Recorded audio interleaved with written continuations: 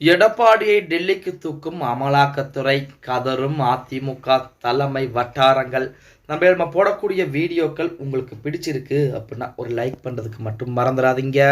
அதிமுகவுடைய பொதுச் செயலாளரும் தமிழகத்துடைய எதிர்க்கட்சி தலைவர் இருக்கக்கூடிய நபர் யாரு அப்படின்னா நமது எடப்பாடி பழனிசாமி அவர்கள் தான். அப்படிப்பட்ட எடப்பாடி பழனிசாமிக்கு தான் தற்போது டெல்லி மேலிடம் பாத்தீங்கன்னா மிகப்பெரிய ஒரு ஆப்பு ஒன்றை சொருக இருப்பதாக செய்திகள் என்பது வெளியாகி கொண்டிருக்கிறது. அதாவது எடப்பாடி பழனிசாமி அவர்களை பொறுத்த வரைக்கும் தற்போது பாத்தீங்கன்னா அதிமுக பாஜக கூட்டணி என்பது கிடையாது அப்படிங்கிற மாதிரி சொல்லிக்கிட்டு இருக்கிறார். இந்த சந்தர்ப்பத்தை பயன்படுத்தி எடப்பாடி பழனிசாமியை சுற்றி வளைத்து பாஜக கூட்டணிக்குள் கொண்டு வர வேண்டும் அப்படிங்கிற நிலைப்பாட்டுக்கு பாஜக வந்துட்டாங்க. அதன் காரணமாக தான் அடுத்தடுத்த பிரச்சனை என்பது எடப்பாடி பழனிசாமிக்கும் எடப்பாடி பழனிசாமி நெருங்கிய நண்பர்களுக்கும் கொடுத்துக்கிட்டு இருக்காங்க. நேற்றைய தினம் தமிழகம் முழுவதுமே ஒரு 26 இடங்களிலே பாத்தீங்கன்னா வருமான வரித்துறை சோதனை பண்றாங்க. எடப்பாடி பழனிசாமி மகனின் சகலையினுடைய தந்தை தான் ராமலிங்கம் தமிழ்நாட்டில் பல்வேறு அரசு ஒப்பந்தங்களை செய்து வருகிறாராம். கர்நாடகாவில் ராமலிங்கத்தின் கட்டுமான நிறுவனத்தில் 2016ஆம் ஆண்டு வருமான வரி சோதனைகள் சோதனை நடத்திருக்காங்க. இந்த வருமான வரி சோதனையில் 152 கோடி ரூபாய் சிக்கி இருக்கிறது.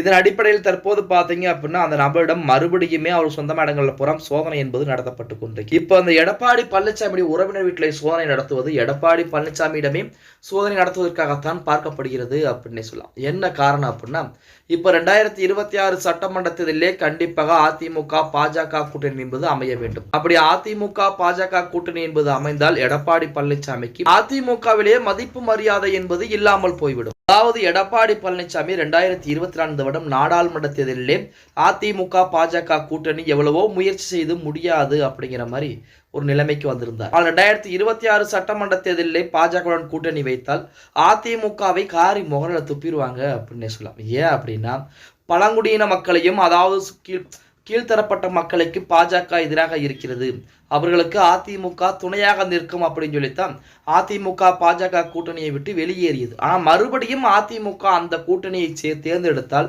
அரசியல் லாபத்திற்காக மக்களை ஓரம் கட்டி விட்டார் எடப்பாடி பழனிசாமி அப்படின்னு சொல்லி கண்டிப்பாக வார்த்தைகள் என்பது முன்வைக்கப்படும். அது மட்டுமல்லாமல் அதிமுக இருக்கக்கூடிய நபர்களை எடப்பாடி பழனிசாமி மதிக்காத ஒரு சூழல் என்பது கொண்டு வரப்படுவதற்கு அதிகப்படியான வாய்ப்புகள் என்பது இருக்கிறது. இப்ப 2026 சட்டமன்ற தேர்தலிலே அதிமுக பாஜக கூட்டணியா அல்லது அதிமுக விஜய் போன்றவர்களுடன் கூட்டணியா அப்படின்னு பார்த்தோம்னா இன்னும் எதுவுமே முடிவாகல. இருந்த போதிலுமே அதிமுக பிரிந்து போனவர்கள் ஒன்றிணைந்தாலே அதிமுக 70% வெற்றி ஒரு மிகப்பெரிய வாய்ப்பாகத்தான் இருக்கும் அப்படின்னு சொல்லலாம். பொறுத்து பார்க்கலாம்.